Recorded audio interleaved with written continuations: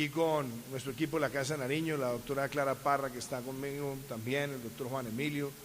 Cada año hacemos una reflexión de qué queremos que sea el Colombia Investment Summit y lo compartimos con Flavia, con el Ministerio de Comercio, también con el Ministerio de Hacienda. Yo hoy no quiero compartirles a ustedes un discurso pro inversión.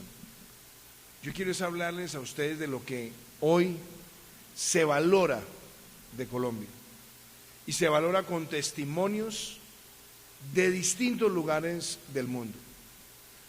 Hemos en las últimas semanas adelantado varias misiones de inversión. Hace tan solo 2 días estábamos en Sao Paulo con un grupo de más de 60 inversionistas y el apetito por estar en Colombia, por generar riqueza en Colombia, por generar empleo en Colombia y transformación en Colombia, lo dice todo. Como lo veíamos una semana atrás en la ciudad de Nueva York, más de $2.000 millones de inversión en 11 megaproyectos, o como lo veíamos en semanas atrás en Madrid, donde más de 1.300 millones de dólares empezaban a alimentar el deseo de estar presentes en Colombia. Y este país es un país que ante los ojos de la región tiene connotaciones relevantes. Es un país que tiene una democracia antigua, fuerte, a pesar de siempre sus imperfecciones. Es un país que tiene estabilidad institucional. Es un país que tiene un sistema de respeto por el emprendimiento. Y es ante todo un país que fue fundado sobre los principios de la propiedad privada. Así hoy en día hay algunos que quieran amenazarla, pero cuando miramos esa Constitución de Cúcuta que hace 200 años fue nuestra primera carta política, en su artículo 3 hablaba de los valores de la libertad, de la igualdad, de la seguridad y de la propiedad. Es decir, este es un país que se ha fundado sobre la iniciativa privada y que también nuestra Constitución actual, que tiene 30 años, dice en ese bello artículo 333 la función social de la empresa. Somos una nación que entiende que no es posible construir progreso sin empresas y que no se puede generar una solidez democrática si no hay un respeto a la iniciativa privada. Pues bien, en estos 3 años y 2 meses de gobierno, ya son más de $32.000 millones que hemos logrado atraer de inversión. Y lo hemos logrado porque hemos dado las señales correctas en el momento correcto. Todavía recuerdo cuando en el año 2018 presentamos al Congreso la primera ley donde nosotros hablábamos de la reactivación económica y logramos reducir la tasa corporativa de renta, que aún hoy sigue siendo más baja que la del año 2018, pero permitimos el descuento del 100% del IVA a bienes de capital, permitimos el camino para llegar a donde estamos hoy, donde es deducible el 50% del ICA sobre el impuesto de renta, donde le pusimos fin a la renta presuntiva, donde creamos un régimen simple, donde habilitamos también la facturación electrónica y donde empezamos a generar incentivos adecuados para normalizar bienes no reportados en el exterior. Lo que nunca se creía en ese momento ocurrió, porque hubo muchas voces que decían que esa reforma solamente iba a aumentar el déficit, que esa reforma solamente iba a afectar el recaudo y que además no iba a generar más crecimiento y más inversión. Hoy podemos decir que aún teniendo que enfrentar dificultades como fue la decisión de la Honorable Corte Constitucional en noviembre del año 2019 que nos llevó a tener que presentar la ley nuevamente al Congreso y sacarla adelante, y después una pandemia y ahora una nueva ley de inversión social, hoy podemos decir que los fundamentos tienen coherencia, porque el año 2019 lo cerramos creciendo por encima del promedio de América Latina, por encima del promedio mundial, por encima del promedio de la OCDE y duplicando el crecimiento que teníamos en el año 2018. Ese año 2019 cerró con el menor déficit fiscal en casi 8 años y con un aumento del recaudo de casi el 10%, el más alto de los últimos años. Empezamos el 2020 con una proyección de crecimiento de más del 4% y se nos vino la pandemia. Nos afectó, nos llevó a tomar decisiones muy rápidas para, en primer lugar, atender la salud, con la cual pudimos duplicar las unidades de cuidado intensivo. Tuvimos que tomar medidas para tener herramientas de protección personal en una reserva estratégica nacional.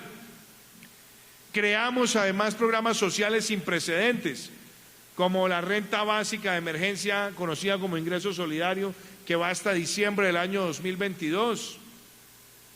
Creamos el programa de apoyo al empleo formal, que ha protegido más de 4 millones de empleos formales, la devolución del IVA que llega a 2 millones de hogares.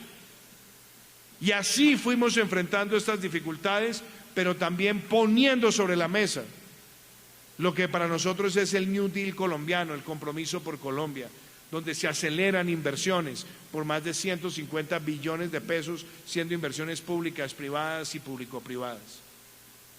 Y como siempre suele ocurrir, hay escepticismo, sí, pero el escepticismo se derrota con hechos. Y logramos que en el primer trimestre de este año saliéramos de la recesión, con un crecimiento que estuvo por encima del de otros países de la región que tenían inclusive mejor proyección. Segundo trimestre de este año crecimos por encima del 17%, el mejor trimestre en crecimiento en lo que va corrido de este siglo y tal vez de la historia reciente de Colombia. Y vamos ayer recibiendo la información del DANE, donde dice que el crecimiento de todo el año hasta el mes de agosto está en el 9.9%. Esto solamente demuestra que somos una economía resiliente, que ha tomado las decisiones correctas en el momento correcto y que lo ha hecho estimulando la inversión.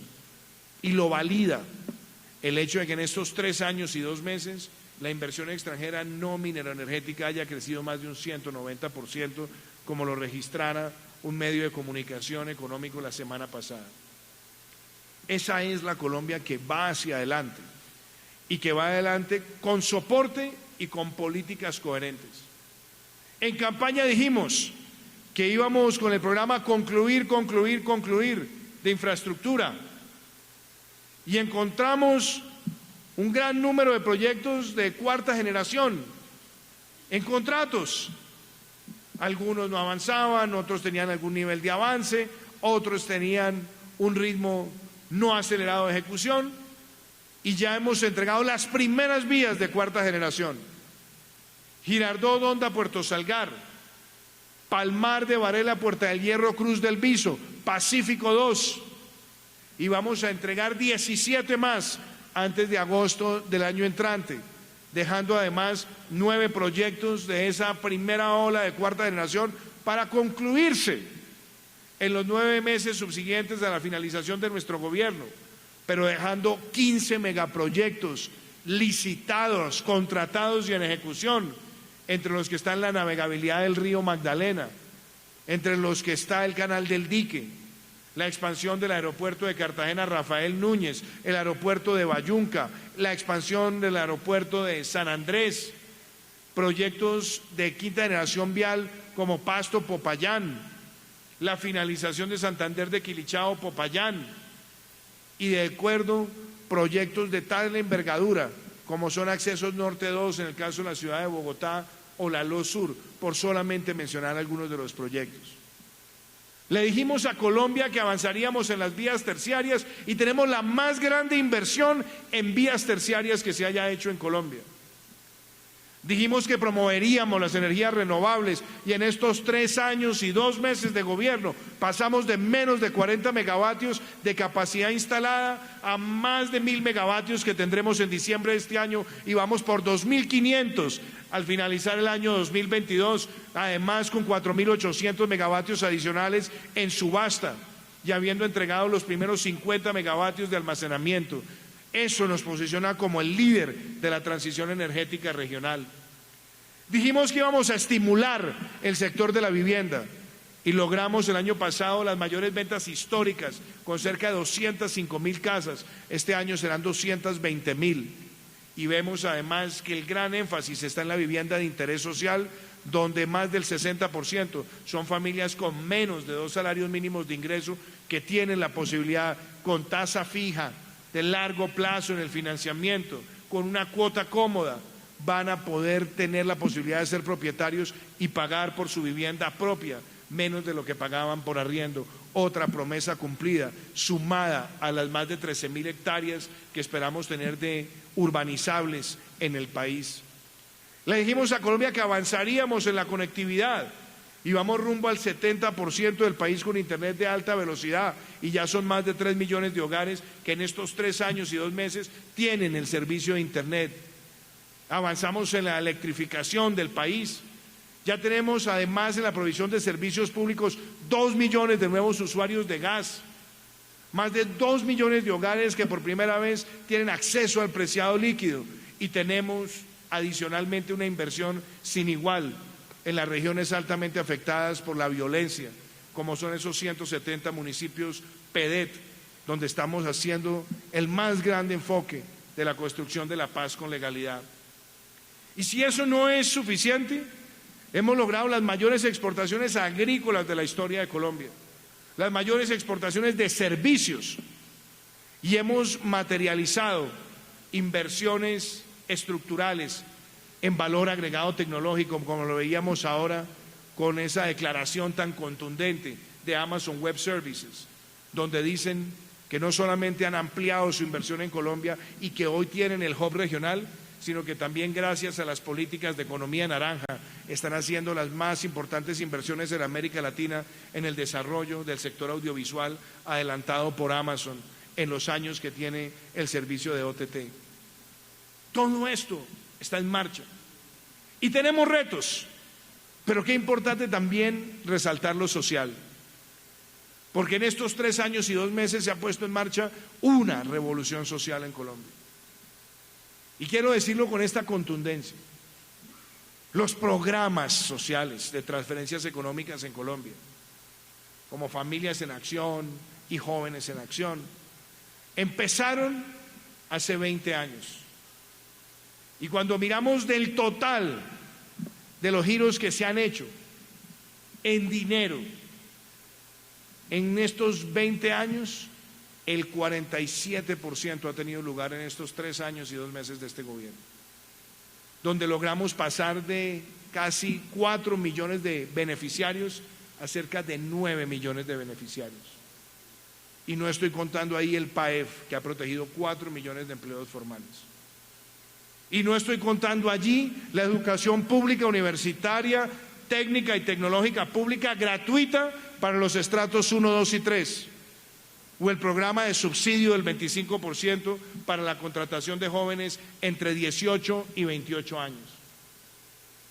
Y si podemos hacer esto y hacerlo con la solidez de mirar hacia la prudencia macroeconómica como parte de nuestro orgullo, también resalto, ministro Restrepo, lo que en estas últimas semanas en las misiones de inversión nos han dicho en todo el mundo: el primer país del hemisferio en hacer una reforma fiscal y hacerla de 1.8% del PIB de ingreso ha sido Colombia.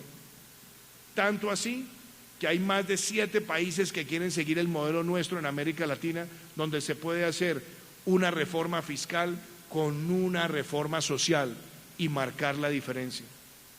Y si alguien tiene duda de cómo esto genera apetito en los mercados, volvimos a salir al mercado de bonos de 30 años hace unos días con $1.000 millones y logramos una tasa de interés menor a la que teníamos en el año 2019, teniendo 4 veces la demanda del monto emitido. Salimos por primera vez con un bono verde al mercado en moneda local. 50% llegó a inversionistas internacionales y hubo más de 7 veces el monto que fue emitido. Esa es la Colombia que está generando también la atención del mundo. Y también la Colombia verde, la Colombia biodiversa, la Colombia comprometida con enfrentar la crisis climática que golpea al mundo. Yo he hablado muchas veces del camino a cero emisiones a través de la carbono neutralidad, nuestra meta para el 2050. Y con una meta volante que es lograr una reducción del 51% de nuestras emisiones en el año 2030. Pero unidas también a la declaración de tener 30% de nuestro territorio como áreas protegidas antes del 2030 y ojalá antes de terminar nuestro gobierno. Y hacer ese gran impulso por la economía circular, lograr la siembra de los 180 millones de árboles, tener la reducción del material particulado en el aire, derivado de un mejor uso de los combustibles, lanzar la ruta del hidrógeno, proteger la reserva coralina, todos proyectos que también se ejecutan y que nos permiten mostrar que en la competitividad ya no basta con precio, ni con solamente productividad. Hoy el concepto de sostenibilidad tiene que estar en la forma como se ve la sostenibilidad económica en el largo plazo. Por eso cada dólar que se invierte en Colombia es un dólar más limpio, es un dólar con menos emisiones y ahí también tenemos una ventaja competitiva y comparativa en la que el sector privado está jugando un papel crucial porque el sector privado ya con 150 empresas se une a este propósito de la carbono neutralidad. Eso es lo que a nosotros nos motiva en este encuentro y queremos más inversión en Colombia y este encuentro es para que esa inversión siga viendo a nuestro país con ojos de esperanza. Y cierro diciendo lo siguiente. Ayer hablaba con el presidente Jair Bolsonaro del Brasil, con el presidente del Senado del Brasil, con el presidente de la Cámara, la importancia de defender la iniciativa privada, la importancia de defender el emprendimiento y la empresa. Muchas veces en América Latina pensamos que la democracia es algo que se nos ha dado y que ahí está, pero la democracia hay que protegerla todos los días. Y hay que protegerla del populismo y hay que protegerla de la demagogia. Y hay que protegerla de los que quieren amenazar la propiedad privada con los discursos expropiadores. Y también con quienes quieren ensañarse en la destrucción de las empresas. Las empresas duran mucho tiempo en consolidarse, pero se pueden destruir rápidamente cuando el Estado quiere actuar como una especie de matonero del desarrollo empresarial. Colombia ha tenido una característica en su historia que la ha puesto a la vanguardia en América Latina y es respetar, valorar, apoyar y estimular el emprendimiento. En medio de esta pandemia, más de 30 billones de pesos fueron financiados con garantías del Fondo Nacional de Garantías, estando más del 90% concentrado en micros y pequeñas empresas. Porque ahí está el tejido empresarial de nuestro país. No podemos dejar que nadie nos lo arrebate. Y lo que es aún más importante, siempre levantar la voz en su defensa. Porque cada inversionista extranjero que llega a Colombia y se siente en casa y genera un empleo colombiano y transforma un sector, como lo hemos visto en estos videos y como lo hemos visto en todas nuestras misiones, reconoce que en este país la empresa es parte de su esencia. Por eso, invitarlos a invertir y a hacer empresa es seguir creyendo y apostando por Colombia. Muchísimas gracias.